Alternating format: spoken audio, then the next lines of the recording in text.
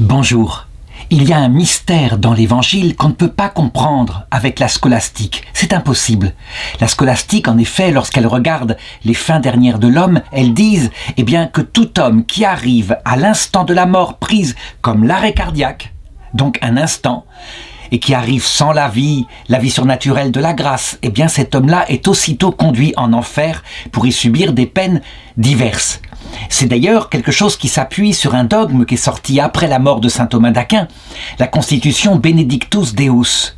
Mais évidemment, dans la nouvelle interprétation qui fut donnée au XIXe siècle par des grands saints et au XXe siècle surtout par Sainte Faustine, Marthe Robin, Luisa Picaretta, la mort est considérée selon sa dénomination biblique, à savoir comme un passage, voire un séjour où les âmes rencontrent le Christ. La Bible l'appelle en grec l'Hadès. Et donc évidemment, si le Christ n'abandonne aucune des âmes qu'il a créées et qu'il apparaît à tout homme avec la Vierge Marie, les saints et les anges dans le passage de la mort, et que là, il est possible d'adhérer à son évangile par la foi et de l'aimer par la charité, alors on comprend que les hommes de bonne volonté sont sauvés de cette façon-là. Ils arrivent après la mort avec la grâce sanctifiante. Donc, du coup, le texte que je voudrais raconter, il se trouve dans les Actes des Apôtres, chapitre 16, verset 6. Les apôtres parcoururent la Phrygie et le territoire galate, le Saint-Esprit les ayant empêchés d'annoncer la parole de Dieu en Asie. Et le verset suivant, parvenus aux confins de la Mysie, ils tentèrent d'entrer en Bithynie, mais l'Esprit de Jésus les en empêcha. Comment expliquer que Jésus-Christ, par son Esprit Saint, puisse empêcher l'évangélisation de certaines régions? Ça n'est pas possible de le comprendre, je l'ai dit, dans la scolastique, parce que ces hommes-là, beaucoup d'entre eux, sont morts sans connaître le Messie, et donc, logiquement, sont damnés pour l'éternité. En réalité, pour comprendre comment Jésus peut retarder volontairement une évangélisation, se servir des éléments de notre vie terrestre, parfois même de notre propre bêtise à nous, chrétiens, il faut avoir en tête que, évidemment, comme le montre le Concile Vatican II, nous devons tenir que tout homme, sans exception, se verra proposer le salut, explicitement, par un moyen que Dieu connaît, et qui est probablement le retour du Christ à l'heure de la mort. Donc, je voudrais raconter ici l'histoire de quelques martyrs généreux venant de l'Église catholique, les meilleurs éléments, et l'échec global de l'évangélisation de la Chine. Chine, un territoire qui maintenant fait 1,3 milliard d'habitants, mais qui, à l'époque, lorsque l'évangélisation commença à être tentée, faisait peut-être 60 millions d'habitants. Avant d'aborder la vie d'un saint que l'Église mit particulièrement en avant, saint Augustin Zhaorong, qui fut le premier prêtre catholique en Chine, martyrisé en 1815. Avant d'aborder son exemple et quelques autres, je voudrais faire un bref rappel de l'histoire de l'évangélisation de ce pays. D'abord, il faut savoir que, en Chine, comme le montre Nostra Aetate de Vatican II, le sentiment, l'appel au sacré n'est absolument pas absent, que l'âme humaine tend à savoir ce pourquoi on est sur terre, et donc que la Chine se donna quelques sagesse pour arriver à se préparer à la mort, parce que l'homme est particulier. L'être humain, partout où il existe, n'est pas comme les animaux. L'être humain est obligé de se donner une explication pour la mort, et donc il y eut très tôt, je dirais dès l'Antiquité, avant même Jésus-Christ, le sentiment religieux qu'il y a au-dessus un être suprême. La première religion, un peu comme partout dans le monde, fut l'animisme. L'idée qu'un grand créateur avait créé sur la terre les hommes et les animaux, et que si on se comportait bien, on vivrait pour l'éternité dans un jardin de lumière auprès du Créateur, dans un autre monde préparé. L'animisme, évidemment, fut remplacé, comme dans toute civilisation, à l'époque du néolithique, par des religions païennes, et puis ensuite, la Chine se donna des réflexions profondes, et finit par élaborer le système suivant: l'univers entier est finalement Dieu. Il n'y a pas de Dieu personnel, mais cet univers, il produit des créatures passagères sur la terre pour se connaître lui-même. Et ces créatures, nous en faisons partie. Donc, globalement, il y eut vraiment une influence en Chine de religion panthéiste. L'évangile du Christ, eh bien, c'est tout à fait différent. L'être créateur du monde est en dehors du monde et c'est un être personnel, immuable, qui jamais, jamais ne disparaîtra. Et c'est sa volonté qui choisit intelligemment, à un moment donné, de créer l'humanité. Et les personnes humaines possèdent en elles une âme qui est immortelle, qui demeurera à jamais. Nous avons et nous créons sur Terre des relations d'amour. Notre vie morale grandit au fur et à mesure que nous grandissons. Quelquefois, elle diminue, elle s'établit dans le péché, mais notre personne est indestructible. Voilà, globalement, la comparaison qu'il y a entre les deux réponses, celle de l'Occident, issue du judaïsme, et celle de l'Orient, issue de l'hindouisme sans doute. La prédication de l'Évangile se fit très tôt, mais de manière très légère. Par exemple, au 7e siècle, la première église, pense-t-on, fut édifiée en Chine. Et puis, la première tentative solide, cette fois organisée par l'Église catholique, eut lieu au XIIIe siècle, avec un missionnaire appelé Jean de Montecorvino.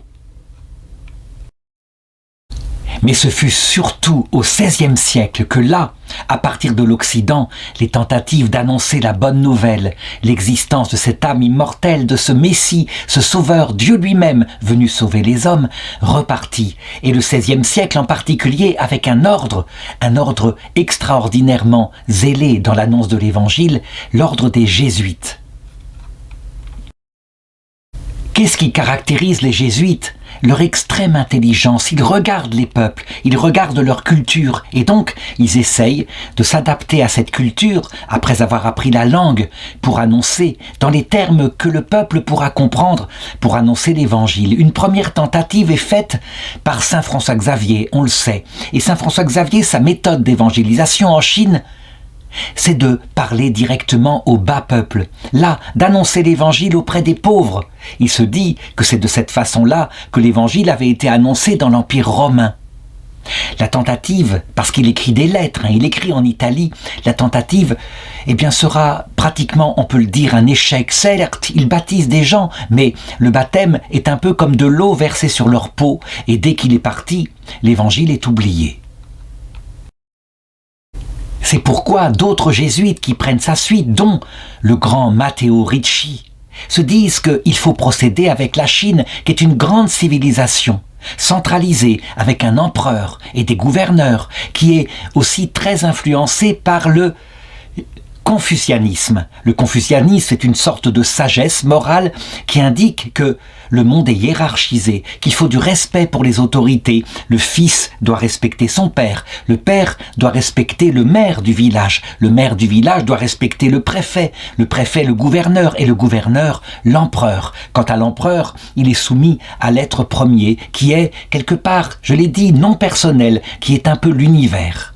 Donc, il se dit, Matteo Ricci, il faudrait directement annoncer l'Évangile, convaincre l'empereur. C'est ce qu'il y aurait de mieux, le convaincre pour lui montrer la grandeur de cette analyse sur le sens de la vie et le faire particulièrement avec l'Occident qui possède des découvertes scientifiques extraordinaires qui ne pourront que plaire à ces hommes cultivés que sont les Chinois. Donc il va au siège de l'Empire du côté de Pékin. Il se fond dans la population de ceux qui sont les savants autour de l'empereur. Il prend leurs mêmes vêtements et il apporte sa science. Il est reçu ainsi. Et l'empereur, il faut le reconnaître. En tout cas, peut-être ceux qui collaborent avec lui sont passionnés parce qu'il apporte ainsi de l'Occident.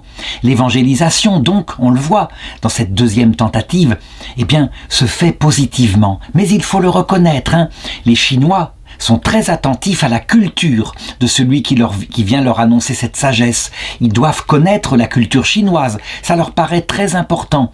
Si des missionnaires ignorants de ce que sont les racines de la grande civilisation chinoise arrivent, ils peuvent être assez vite méprisés. Très vite donc, des sujets de la cour s'intéressent non seulement à la science qu'apporte Matteo Ricci et ceux qui l'accompagnent, mais aussi à la sagesse, le sens de la vie qu'il prêche. Et là, évidemment, c'est toujours comme cela, hein. Il faut savoir que la sagesse chrétienne n'est pas simplement une doctrine. C'est une personne. Il y a l'Esprit Saint dont je parlais tout à l'heure, l'Esprit de Dieu qui vient dans le cœur, et le cœur est tout brûlant quand on entend le message. Et donc il y a des conversions sincères, profondes, qui se passent ainsi dans l'entourage de l'empereur, avec des réceptions du baptême. L'évangélisation à cette période-là se passe dans la paix, avec une grande sympathie. Les jésuites, en plus, sont utiles à l'empereur.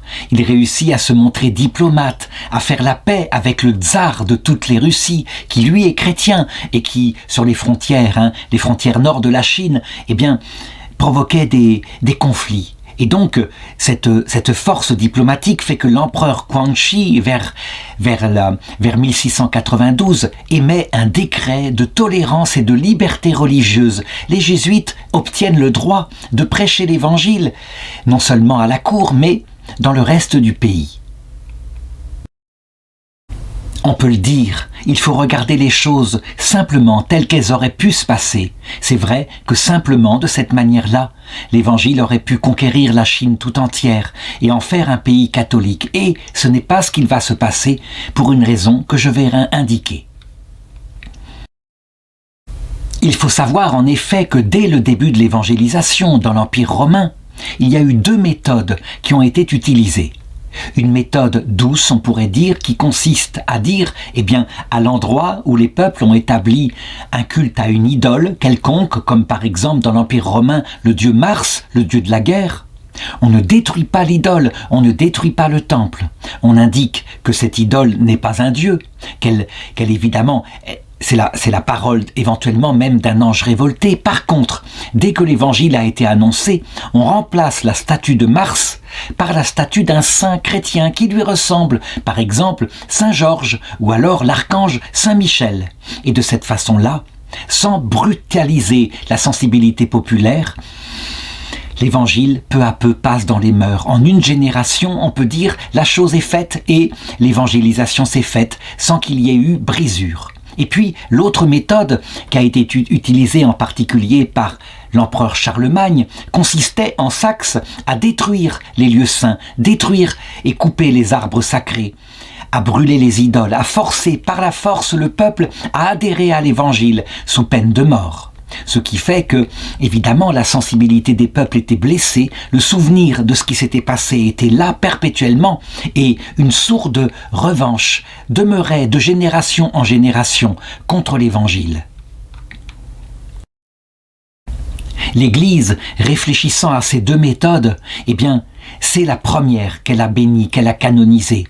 Au grand scandale d'ailleurs de certains protestants au XVIe siècle qui disaient « Et c'est pour cette raison-là que vous avez dans le catholicisme des traces du paganisme qui sont toujours là, comme le culte des saints, les images, les statues, des choses comme cela. » Et les protestants insistaient pour dire « Regardez comment firent les patriarches dans l'Ancien Testament. Ils détruisirent les idoles. » Et puis, certains des premiers saints qui sont canonisés, les martyrs à l'époque de l'Empire romain, on les voyait souvent qui méprisaient les statues romaines à qui on voulait leur demander de faire un sacrifice. Et quelquefois, des récits peut-être apocryphes, peut-être exagérés, montraient que l'idole elle-même, devant la puissance des saints, s'écroulait, tombait en poussière. Il va se passer en Chine, au cœur même de l'Église catholique, de tous ceux qui évangélisent, il va se passer le même conflit. Un conflit entre les jésuites qui, eux, sont pour cette méthode douce qui disent « il faut apprendre à connaître la culture chinoise et les concepts ». Les mots qu'ils utilisent, il faut s'en servir, changer le sens, en changer la définition, garder les mêmes mots pour apporter les concepts chrétiens. Tandis que d'autres, les dominicains en particulier, disent « Ah non, on ne peut rien assumer. Il faut envoyer balader cela, il faut mettre la liturgie latine en particulier. » Parce que il y a des choses absolument irréconciliables dans la pensée chinoise, par exemple le culte des morts, qui est appliqué ainsi, que les dominicains disent être une sorte de sorcellerie envers des âmes errantes, des âmes qui ne seraient pas de l'autre côté, alors que les dominicains disent c'est impossible. À l'heure de la mort, instantanément, On voit le Christ, on est jugé par lui, il n'y a pas d'âme errante. Il y a des âmes de l'enfer par contre, et donc les âmes errantes des Chinois sont des damnés. Certains ont pu penser que la dénonciation venant des dominicains, parfois des franciscains, contre les jésuites, c'était une question de préséance. Les dominicains étaient très jaloux de la puissance de l'évangélisation des jésuites. Pour ma part, je ne pense pas. Je pense que c'était sincèrement à cause d'un différend théologique. Les dominicains ont comme formateur, comme maître principal, saint Thomas d'Aquin, qui est précis, qui est rigoureux dans les termes. Les jésuites, quant à eux, eh bien, les mots ne leur importent que peu. Ce qui compte, c'est ce qu'on met sous le mot. Par exemple, Matteo Ricci, il prend le concept chinois de Tien, qui veut dire le ciel, eh bien, pour l'interpréter de façon chrétienne. De même, le mot Shangdi, grand seigneur ou seigneur d'en haut, qui est, pour les Chinois, dans le confucianisme, une force impersonnelle. Ce n'est pas un Dieu personnel. Eh bien, les jésuites se servent de ce mot pour dire « Ah non, ce Dieu est personnel, c'est quelqu'un, c'est le créateur du monde, c'est le Dieu unique, dont la vie intérieure est trinitaire. » De même, les rituels chinois concernant les morts que les Chinois honorent obligatoirement, et ils offrent pour eux des sacrifices afin que leurs âmes reposent en paix, et se fondent peut-être, parce qu'il y a aussi une part de bouddhisme là-dedans, se fondent dans le grand tout, n'est pas à se réincarner. Eh bien le rituel chinois que Matteo Ricci pense pouvoir utiliser en changeant simplement le sens des mots, en disant « ces âmes sont des âmes du purgatoire, des âmes de l'Hadès, et on peut prier pour elles effectivement, pour leur permettre de paraître face au Christ ». Eh bien, les dominicains, évidemment, pour des raisons théologiques, disent « il y a là quelque chose qui va trop loin, qui dénature le message chrétien ».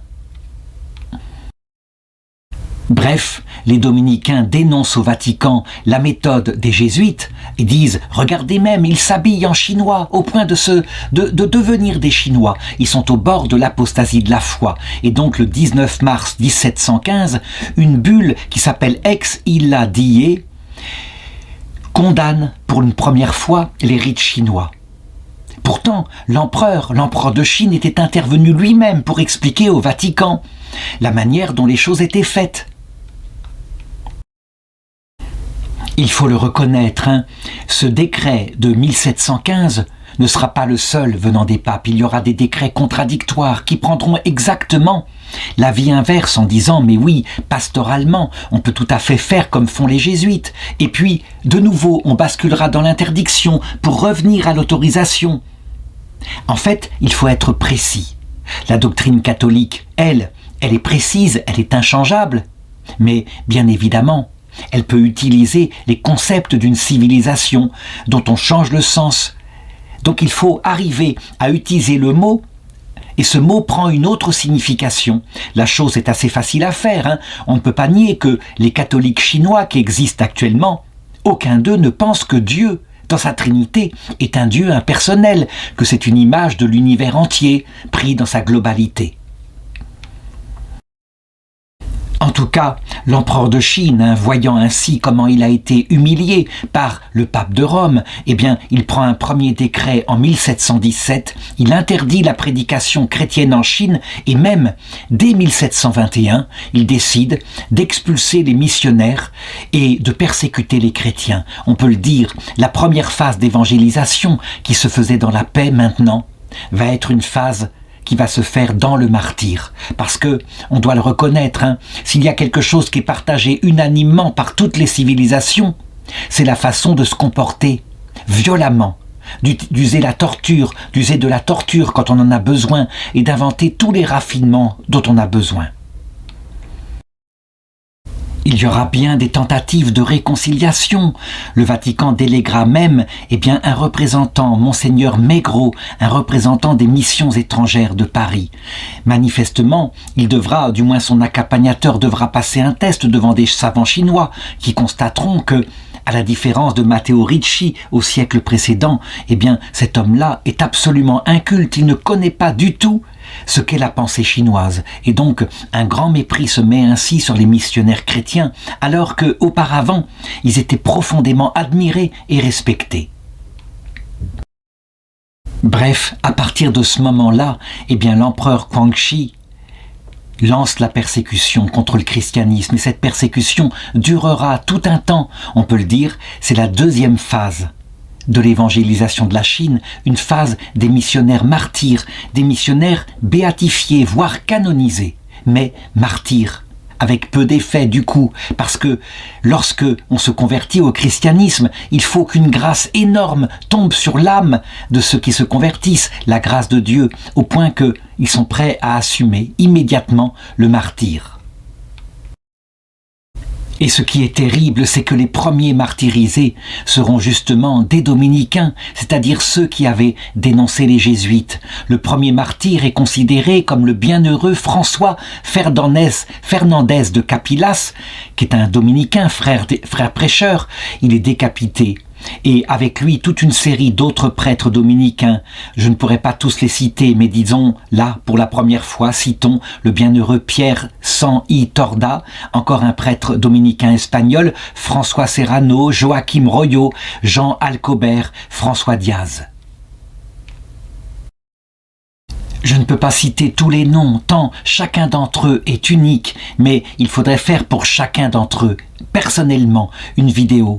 Je voudrais m'arrêter sur un évêque, vers 1815, Monseigneur Gabriel Thorin Dufraisse des Missions étrangères de Paris, évêque, arrêté le 18 mai 1815, conduit à Chengdu et condamné et exécuté le 14 septembre 1815. En effet, dans ceux qui le gardaient, il y avait un officier chinois d'environ 60 à 65 ans, Zhao Rong. Il était né en 1746 et il s'était engagé à l'âge de 20 ans dans l'armée impériale chinoise. Sa religion de base, c'était le confucianisme, donc le respect des traditions, comme je l'ai montré tout à l'heure. Et puis, il fut chargé, par le hasard, complètement par le hasard, de garder les prisonniers, dont Monseigneur Dufraisse. Et là, il assista à son martyre, comment il fut fouetté, comment il fut humilié par des gardes, et comment il gardait calmement, simplement, son amour pour tous ceux qui l'entouraient, et sa dévotion au Christ. Il fut ensuite chargé de créer l'escouade qui devait l'accompagner à Pékin, et là, il put, durant le voyage, non seulement l'écouter, mais lui parler cœur à cœur, et lui demander de lui expliquer le message qu'il prêchait.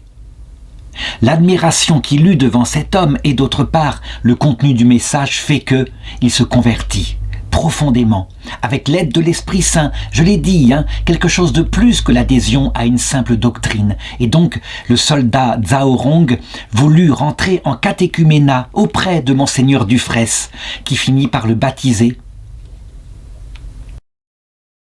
et lui donna même le prénom chrétien d'Augustin. Il voulut continuer son apprentissage, et même parce qu'il voulait servir le Christ de tout son cœur, il voulut marcher vers le sacerdoce.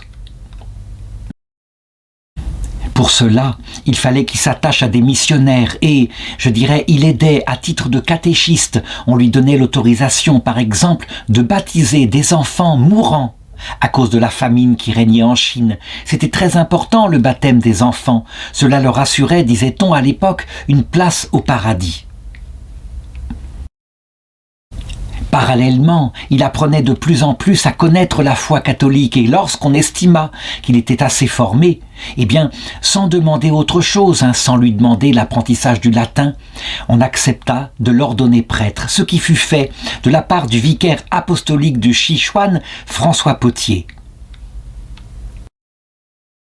À partir de là, étant prêtre et étant rempli de l'Esprit Saint, il se mit à prêcher clairement, à prêcher l'Évangile, et il y avait des conversions. Je veux dire, lui qui connaissait bien son peuple, qui savait parler clairement le chinois, qui n'avait pas besoin de s'adapter, le langage qu'il utilisait, très simplement, savait orienter les gens en utilisant les mots chinois vers leur signification chrétienne. Évidemment, ce qui est assez étonnant, c'est la contradiction qu'il y a avec ce qu'il avait servi toute sa vie, le confucianisme, puisqu'il y avait une loi dans l'Empire qui interdisait de prêcher si l'autorité supérieure l'interdisait. On le voit qui passe outre, parce que, pour lui, évidemment, il y a au-dessus de tout la loi de Dieu qui passe au-dessus de la loi des hommes. Et bien sûr, au bout d'un certain temps, alors qu'il est en train d'évangéliser le Yunnan, eh bien, il est arrêté, il est découvert comme prêtre chrétien. Il est donc emprisonné, on le moque, les magistrats sont là, mais on lui propose même de renier sa foi et ainsi d'être pardonné. Mais rien n'y fait, il ne peut pas renier le Christ. Il est alors torturé, roué de coups, à la manière dont pratiquait l'Empire romain. C'est de cette façon-là. Et puis parce que manifestement, il est considéré comme fanatique, il ne cède pas, sa foi est inscrite dans son âme, il finit par mourir en prison quelques jours plus tard, le 27 janvier 1815. Il fut d'abord béatifié par le pape Léon XIII, puis canonisé par le pape Jean-Paul II, en même temps que 119 martyrs chinois pris parmi ceux qui étaient les plus significatifs. Et je dirais officiellement, on dit, c'est le martyr de Saint Augustin Zhao Hong et de ses 119 compagnons. Pourquoi mettons ainsi en avant Zhao Hong ? Eh bien tout simplement parce qu'il est le premier prêtre chinois, celui qui a été martyrisé et celui qui était vraiment de ce peuple. Je mettrai à la fin de cette vidéo une petite image avec le nom de ces hommes qui sont, et de ces femmes, de ces enfants aussi, qui sont authentiquement des saints catholiques officiellement canonisés. Et donc, on peut, parce que, évidemment, étant trop nombreux, ils sont très peu connus, on peut les prier. On est sûr que, je plaisante en disant cela, mais qu'ils ont du temps pour s'occuper et pour nous exaucer sur la terre. Je voudrais parler simplement de la suite de l'histoire. Donc les persécutions demeurent ainsi jusqu'au moment où un nouvel événement politique intervient, la guerre de l'opium. Je veux dire par là que l'Angleterre, eh bien, elle achetait à la Chine du thé. C'était comme cela. Et donc, la balance commerciale de l'Angleterre avec la Chine était tout à fait déficitaire. Ça veut dire que l'argent partait vers la Chine et la Chine ne vendait rien en retour. Si bien que les Anglais eurent une idée terrible. On le voit, il y a là un défaut dans la conscience humaine quand on pense que le peuple anglais est un peuple chrétien. Vendre aux Chinois de l'opium, une herbe qui, évidemment, est addictive, une drogue, véritablement. Et donc, voici que partout, des gens sont pris par l'opium, n'arrivent plus à s'en sortir, et du coup, le gouvernement chinois, à un moment donné, il intervient, et il interdit l'opium. Des bateaux anglais qui sont en train d'arriver avec des ballots d'opium sont arraisonnés, et les ballots entièrement jetés à la mer pour être détruits. Le gouvernement anglais réagit immédiatement et décrète qu'il y a là quelque chose de honteux, une interdiction insupportable du commerce, de la liberté du commerce. Les armes occidentales, évidemment, à cette époque-là, sont beaucoup plus puissantes. L'Angleterre arrive à entraîner la France. Il y a un débarquement de navires anglais et français en Chine. Et à cette époque-là, vers le milieu du 19e siècle, il y aura quelque chose de terrible. Non seulement l'armée chinoise est humiliée, battue, comment pourrait-elle tenir face aux armes modernes des Occidentaux, mais le palais d'hiver est pillé, les œuvres d'art emportées, et il est incendié. Donc, une marque indélébile sur la conscience patriotique chinoise est là, qui peut-être, et encore maintenant où je fais cette vidéo, eh bien, 2 siècles après, marque la conscience chinoise et pourrait très bien se retourner encore contre nous qui sommes par contre entièrement innocents de ce crime. À partir de là, évidemment, les autorités politiques anglaises et françaises décident de faire de la Chine une sorte de protectorat. Et donc, du coup, tous les commerçants qui veulent commercer avec la Chine sont autorisés, l'opium s'introduit en Chine, mais parallèlement, les missionnaires. C'est quelque chose, c'est vrai, l'Église s'en est servie. Elle était dans les traces des armées occidentales, mais les missionnaires reviennent sur le terrain, se remettent à évangéliser, et donc il faut comprendre la réaction des Chinois. Un regard, pour certains, plein de haine envers ces missionnaires qui sont identifiés aux humiliantes armées occidentales, et puis pour d'autres, au contraire, qui ne se mêlent pas de politique, la compréhension que les missionnaires, eux, justement, ne prêchent que l'Évangile. Cependant, ce regard mêlé va provoquer, vers 1900, une deuxième révolte chinoise, une révolte patriotique menée par une impératrice. La révolte des Boxers, qui va faire aussi des martyrs parmi les missionnaires, et en particulier des religieuses contemplatives, des jeunes religieuses françaises à peine arrivées ici, qui toutes seront exécutées, décapitées, parce que il y avait ce passif qu'elles ne pouvaient pas connaître, elles qui venaient simplement annoncer l'amour de Jésus-Christ.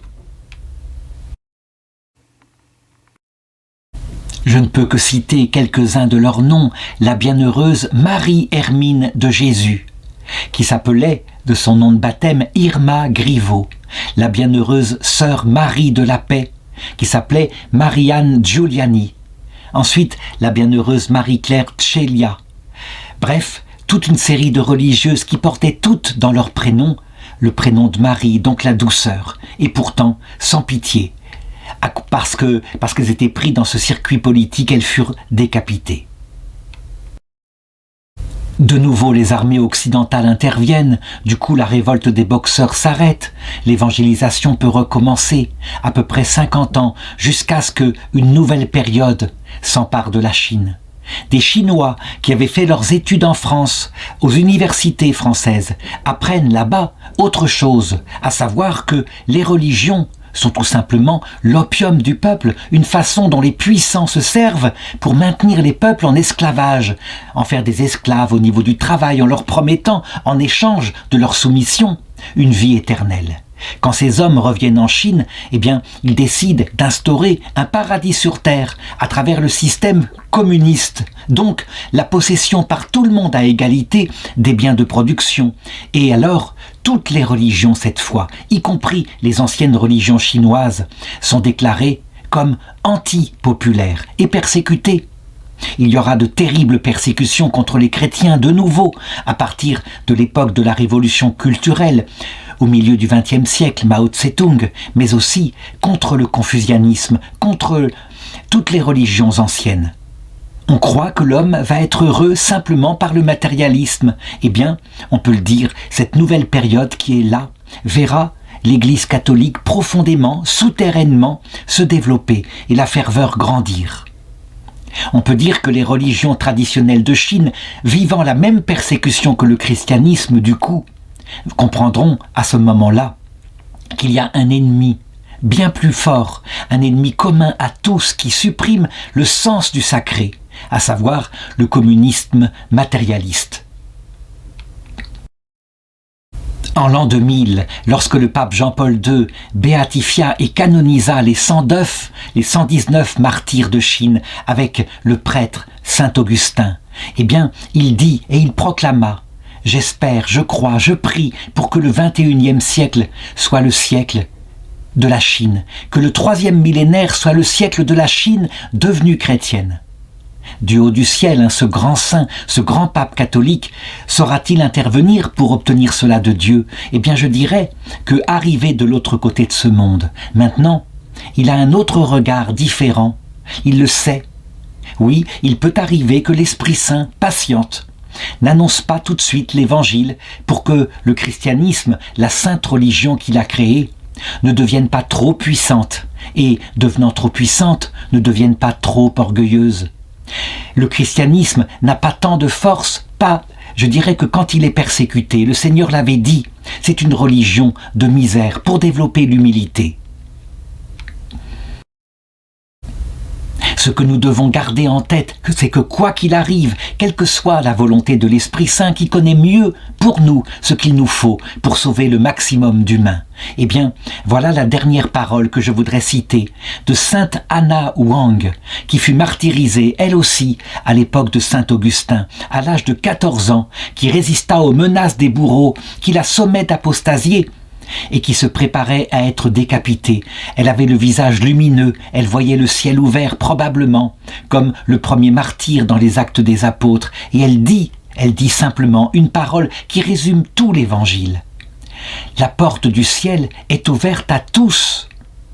Puis, se préparant à mourir, elle murmura 3 fois le nom sacré. Jésus, Jésus, Jésus.